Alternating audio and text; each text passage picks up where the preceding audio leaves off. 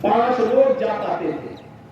आज 50,000 श्रद्धालु भी एक समय वहां आ जाए मंदिर परिसर में, कोई समस्या नहीं है, कोई समस्या नहीं है।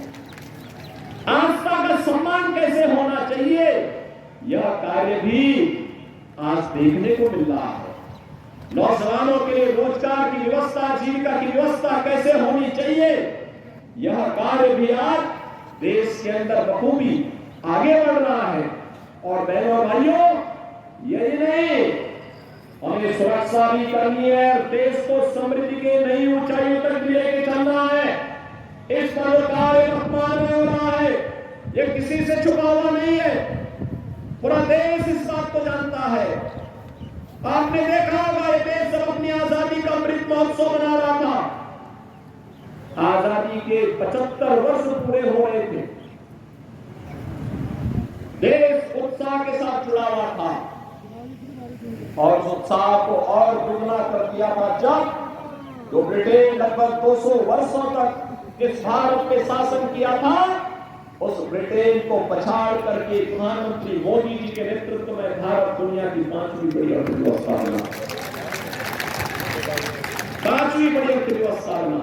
और आज तो हम सीधे आए, बहुत सारे लोग आएंगे आपके पास अपनी बात कहने के लिए, कोई जाति की बात करेगा, कोई क्षेत्र की बात करेगा, कोई भाषा की बात करेगा, कोई किसी अन्य बात की बात करेगा।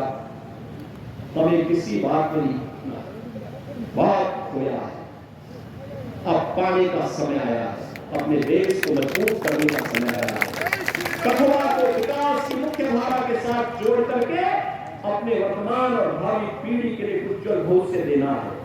और इसके लिए आवश्यक है जो कार्य यहाँ पे पिछले 10 वर्ष के अंदर मैं सचमुच चौंका था जब मैं ऊपर से हेलीकॉप्टर से देखा यहाँ का विकास किस तरीके से कोई सोचता था। यहाँ भी एक्सप्रेसवे से जुड़ेगा, यहाँ भी मेडिकल कॉलेज बनेंगे, यहाँ पे प्रौद्योगिकी संस्थान बनेंगे, यहाँ पे कुछ अच्छे सेंटर स्थापित होंगे। जम्मू कश्मीर को तो लोगों ने लावारिस छोड़ दिया, भगवान भरोसे छोड़ दिया था। देश को इन्होंने किस प्रकार का व्यवहार देश के साथ किया था। बहनों और भाइयों, कांग्रेसियों के व्यवहार पर कोई आश्चर्य नहीं, क्योंकि इन्होंने पूरे देश को अपनी बपोती समझ करके उसको, जब देश के ऊपर संकट आता था, ये लोग देश छोड़ करके भाग जाते थे। किसी भी समय में आपने देखा होगा, या डोडा का नरसंहार किसने नहीं देखा था। लेकिन बहनों और भाइयों, अब हमारे पास वक्त आया है, पिछले 10 वर्ष में जो कार्य किया है उसके परिणाम को हमें और बेहतर तरीके से सामने लेकर के आना है। और इसके लिए तीसरी बार मोदी जी ने आपसे कार्यकाल मांगा है। मोदी जी तीसरी बार देश के अंदर भारत को तीसरी बड़ी अर्थव्यवस्था के रूप में स्थापित करने के लिए आपके पास आ रहे हैं।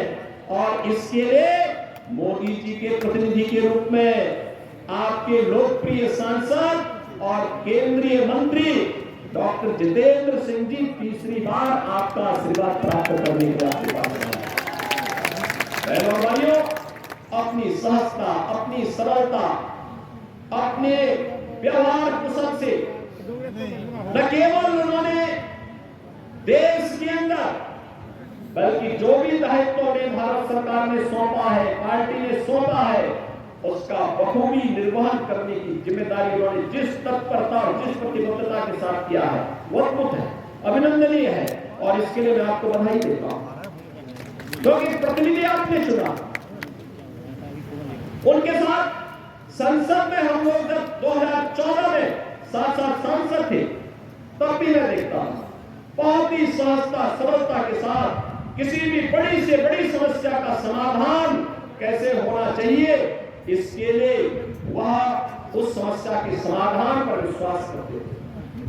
बहनों और भाइयों, आज मैं आपसे यही कहने के लिए आया हूं, आज देश आज जिस नए युग में प्रवेश किया, जिस नए भारत